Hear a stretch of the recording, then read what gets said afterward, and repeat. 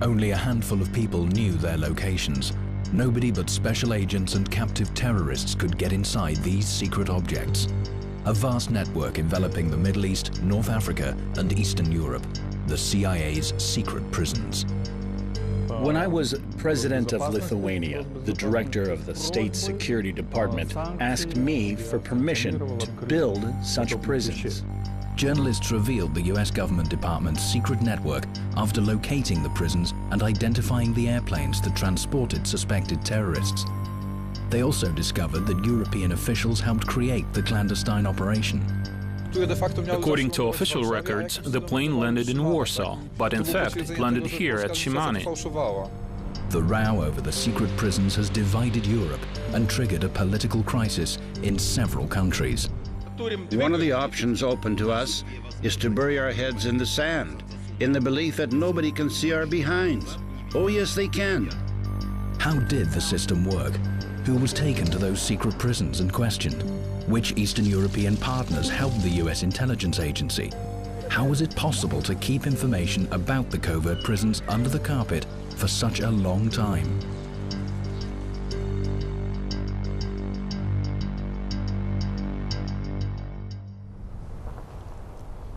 Everything necessary to run a secret prison from September 2004 to November 2005 was here in this building. A Lithuanian parliamentary commission certainly has no doubt that US agents could have brought terrorist suspects here. Locals whose windows overlook this modest building with its red brickwork would even sometimes call the police. We asked them what they were doing there. They said making money. Perhaps you'll get some of it, they said, grinning. Locals were not allowed to work there. Men asked for employment, but their requests were turned down. The guards spoke English. Once we saw an Afro-American man among them. He kicked a little dog. We wanted to give him a piece of our mind, but he never showed up again. On several occasions, Antoville residents saw trucks loaded with earth emerge from the gate and return with a cargo of cement. An investigation has revealed that a second perimeter was built inside the structure, a building within a building. It contained cells for inmates, rooms for interrogation, and living quarters for intelligence officers. Security was tight, but there were no Lithuanians among the guards. All of us wanted to know what was going on there. At first we thought that they were making drugs or something. But much later, we learned from journalists what it really was. Lithuanian journalists were the first to speak about the mysterious cottage near Vilnius. They had obtained papers relating to its ownership. As it turned out, the building belonged to a private riding school until 2004. Later, it was sold to a company registered in Panama and Washington called Elite. The US firm owned the cottage until 2007, when it was then sold to several Lithuanian government bodies. Now the building belongs to the country's intelligence service. Next, the story of secret prisons overseas being used by the CIA for its harsh interrogation of terror suspects. The scandal spread around the world after a US TV news report claimed that Lithuania, a NATO member since 2004, had sheltered a CIA prison in its territory. Initially, Vilnius flatly refused to confirm the report. I don't think that was possible. This inflated bubble will do Lithuania no good. It's a flight of wild fantasy. Sometimes people come to me to tell about something absolutely out of this world. Some believe little green people have come here from Mars. Are we supposed to hold an investigation in this case too? Let's put the matter to rest. Antoville in Lithuania and Stare Kekute in Poland are 500 kilometers apart, but they have much more in common than you might expect. This is Stare Kekute. In the last decade, CIA secret prisons may have been located in the territory of the intelligence base, over there, beyond the lake. The journalist Mariusz Kowalewski and others have put this quiet little village in Poland's northeast on the map. The Polish newspaper reporter wanted to find out whether there were secret CIA prisons in his country. There was conclusive evidence in the papers from the border guard service that I obtained that Polish civilian, military and aviation services and border guards had been forging official papers to hush up information about the flights of CIA airplanes. According to the records, the airplanes landed in Warsaw, but in fact they landed here at Szymany. These two spots on the map of Eastern Europe are key points in the network of illegal CIA prisons. Polish journalists claim that airplanes carrying terror suspects would fly from Afghanistan or Egypt to land near Szymany Airport. A car with blacked-out windows would drive up to the plane's steps to pick up the captives and hurriedly take them to the Polish intelligence services Kejkuty training base, 30 kilometers away. How could Poland benefit from that? That's the question. Anyway, what kind of exclusive right stood behind the use of the training base of the Polish intelligence service by an American service? Whenever journalists ask people in Kejkuty whether they know what went on behind this fence, they get the same blank answer. Well, I don't know what to say. All I know is that I know nothing. The Polish government stood its ground and didn't budge an inch.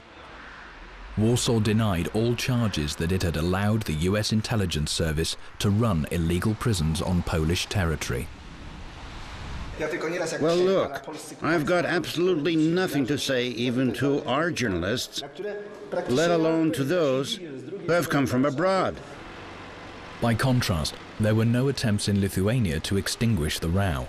In fact, many political forces went out of their way to fuel it. As soon as the first reports concerning the suspicious building in Antyvili were broadcast, a parliamentary commission was set up to investigate. It made its conclusions public in December 2009. Our laws prohibit us from disclosing cooperation details, but the main conclusions have been made public.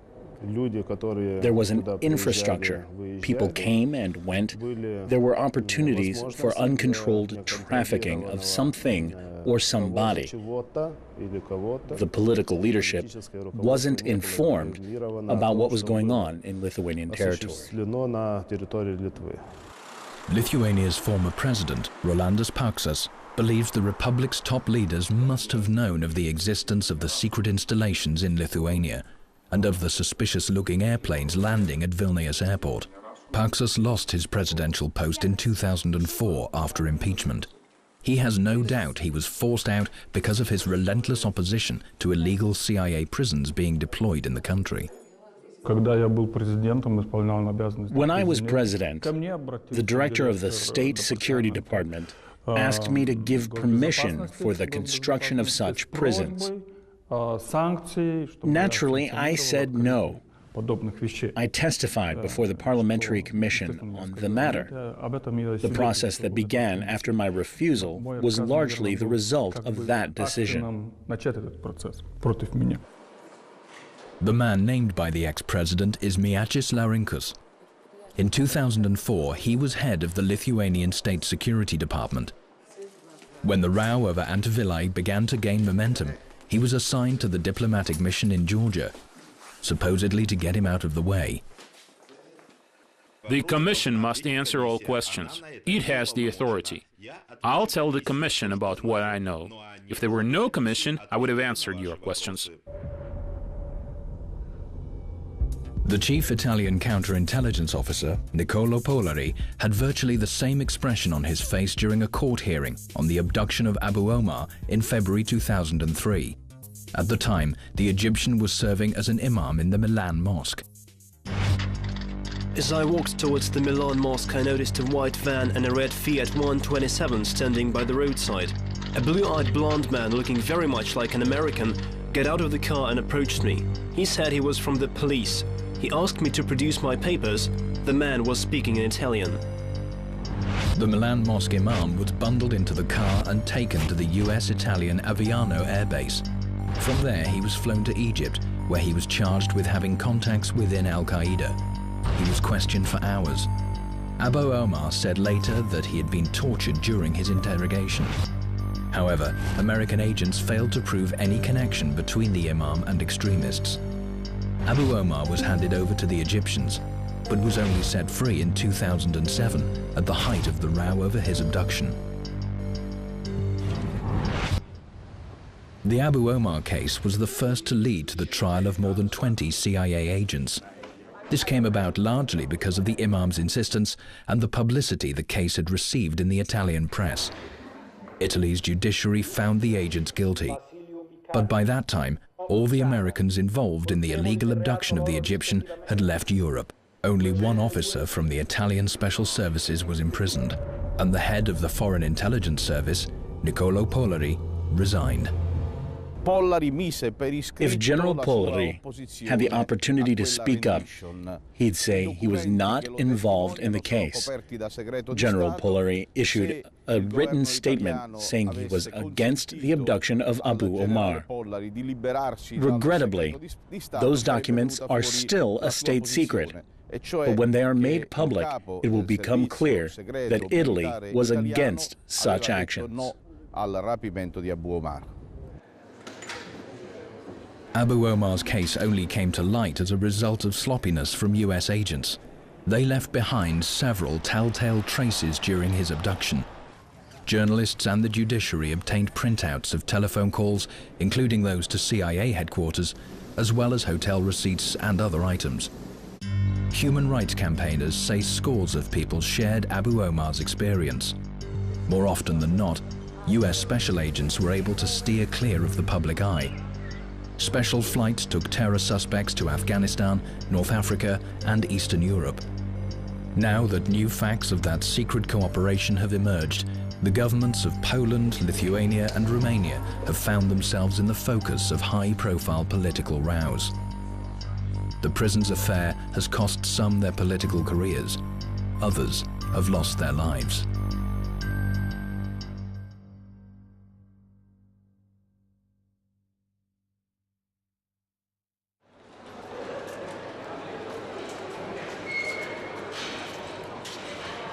Mariola Przewalotska has been trying to find a job for a long time. A former manager at the small airport in Szymanów, 170 kilometers from the Polish capital, is at the center of a much publicized scandal. In an interview for Polish TV just over 3 years ago, Mariola said that in 2002 and 2003, airplanes hired by the CIA landed at the airport a total of 6 times. They didn't keep to any particular schedule. They looked exactly like passenger flights. The navigation system had information about them. We were duty-bound to allow them to land. And that's what we did. Przewalotska was forced to resign after her television appearance.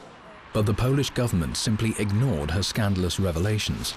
And news of the country's leaders helping the Americans in their not altogether legal operations sparked much less scandal inside the country than it did abroad. If they prove that there were such prisons in Poland, I'd say that will even be a good thing, because all that was done for the sake of Polish-American cooperation. The question, though, is how Poland will benefit from that. Whether they existed or not is anyone's guess. But I'd be happy to know there were none. Yes, I've heard about those prisons, but clearly that's how they want to distract Poles from issues that really matter. Although the government chose to ignore the problem, several Polish journalists launched investigations of their own. Adam Krzykowski is among them. The reporter and editor of the TVP Info channel has gained access to the logs of incoming flights at Szymanów Airport. He has no doubt that Poland was one of the main participants in the CIA secret prisons project. It all came to light by chance, after we got hold of several secret documents. Significantly, they had not been registered at Szymanów Airport. It followed from the records that CIA airplanes had landed in Polish territory. The flights had what was described as government status. This means that the country's leaders must have known about them. Adam investigated the affair with Mariusz Kowalewski from the Polish newspaper. They visited Stary Kakuta several times. This is the airport at Szymanów right here. Over there you can see Nowe Kikuty, and this is what you're looking for, Stary Kikuty, over here. As our crew filmed Kowalewski's interview, we ourselves came under the spotlight. Security guards inside a passing cross-country vehicle meticulously filmed what we were doing. Gentlemen, your papers, please. Security there is still tight, even though it's thought the secret prisons program in Eastern Europe was terminated 5 years ago.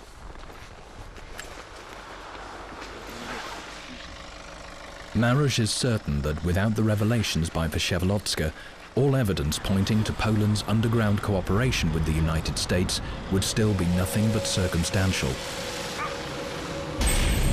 US Special Services used very smart methods to disguise their operations to transport terror suspects. The fact that they used private airplanes meant that they didn't have to report to the official departments of the various countries as they passed through their airspace. A military aircraft needs many permits before crossing a border, but a civilian plane is different. You need far less authorization. The airplanes used, mostly light Gulfstreams, were hired from front organizations. The most graphic example is that of the Premier Executive Company, which was uncovered by American journalists. An email address was the only information the firm was ready to divulge. The company used only 2 airplanes, which belonged to Stephen Express, a firm registered in Tennessee at a non-existent address. The company was later handed over to Devon Holding and Leasing, a firm employing just 1 person, who was a lawyer. One of the airports where those planes landed was the one where Mariola Przewalotska was a manager. Airport staff serviced the airplanes. They inspected and fueled them, but there was no customs examination. All that was surrounded by secrecy. Cars with tinted windows would drive up to the airplanes, but there was no way of knowing who was inside. Vytautas Pociūnas, a Lithuanian counterintelligence officer, investigated the payment of a considerable amount of money that the US State Department had reportedly given to the opposition in Belarus. Vytautas discovered that the money never reached Minsk. Instead, it went on to the Baltic countries. In fact, it could have been used to fund the illegal prisons. The man leading the parliamentary inquiry into his death maintained that Pociūnas uncovered the truth. There is no denying that some fine points show that it might well have happened. The agent's persistence cost him his career and later his life. Pociūnas had been posted to the Lithuanian embassy in neighboring Belarus, but he continued his investigation there, meeting with American diplomats. But late in the summer of 2006, the counterintelligence officer's body was found near a hotel in the city of Brest in Belarus. Officially, Pociūnas' death was recorded as an accident, saying he fell out of an upper floor window. But other explanations for his death cropped up later, during a heated debate in the Lithuanian parliament over the secret CIA prisons. The Antivillay crisis became a useful tool for political infighting. We have 2 options open to us. One is to bury our heads in the sand in the belief that nobody can see our behinds. Yes, they can. We can't say that if we found no chained captive, don't pester us anymore. The other option is to make an objective assessment of the situation, without trying to figure out mathematically how many Muhammadovs or Ibrahimos were here. We must be frank about whether we were a truly independent state, where somebody can do as they like. It's vital for the current president, Dalia Grybauskaite, to vindicate her country in European eyes. To that end, she needs to make a symbolic political sacrifice.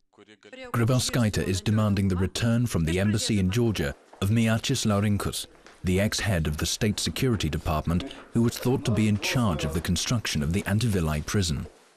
It's important for Lithuania to face its mistakes with an open mind. What is even more important is to make conclusions about whether a government department can be a state within a state, and whether 2 or 3 state security officials can decide the country's destiny without regard for the law and in excess of their powers.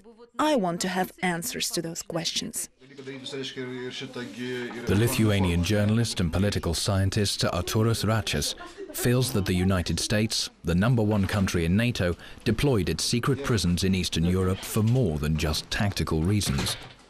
The new members of the Atlantic Alliance demonstrated their loyalty to the United States by harboring covert CIA installations. But it's paid no dividends. Such mutually disadvantageous cooperation is unlikely in the future. In the future, nobody will have even a possibility to do what happened.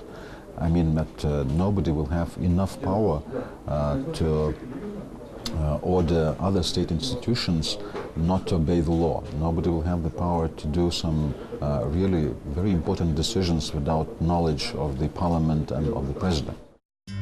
Mariola Przewlotska, the facilities manager at Szymanski Airport in Poland, where CIA-rented airplanes landed, was forced to resign following her scandalous TV interview and her testimony before the European Parliament. She has still not found another job. The reporter Marusz Kowalewski became famous as a result of his investigation. He's a well-known figure in the country, and his articles appear in many European publications. Rolandas Paksas, the ex-Lithuanian president who refused to give permission to construct a secret prison, now leads an opposition party. He maintains that his refusal to allow the deployment of CIA prisons on Lithuanian territory cost him his post, but will benefit him at the next parliamentary election. Vilnius is a capital, but it's also a compact city. The parliament building is in the main street. The heated debate over the secret prisons has not subsided to this day. The building nearby contains state archives, but only 20 years ago, these walls inspired terror. At that time, it housed the KGB's Lithuanian branch. A secret prison of the omnipotent special service existed in the basement. And now I want you to show the first place for arrested people. So please go away. You can see two small rooms. And these rooms were called boxes. So the prisoner could spend here a few hours while officer examined their documents. The second place for them, search room. Here. So things like belts, shoelaces could be taken from them. This ominous place has since been turned into a museum. Tickets cost €2. A brief tour sheds light on the lives of inmates and the interrogation practices involved in what was then called the limited use of force and psychological pressure. So here you can see two the same rooms, and the prisoner could stand on the round platform in the middle, or he could stand working in cold water, and during winter time it could be only ice. And there were some prisoners who spent here even 3 days, and who spent about 5 days. The young Lithuanians who visit the museum regard it as a symbol of the distant past in their country's history. They find it incredible that it was only recently that a secret prison existed 20 kilometers from Vilnius. And they're not convinced that the records of what really happened in the small town of Antivillė will be declassified anytime soon, keeping the truth under wraps.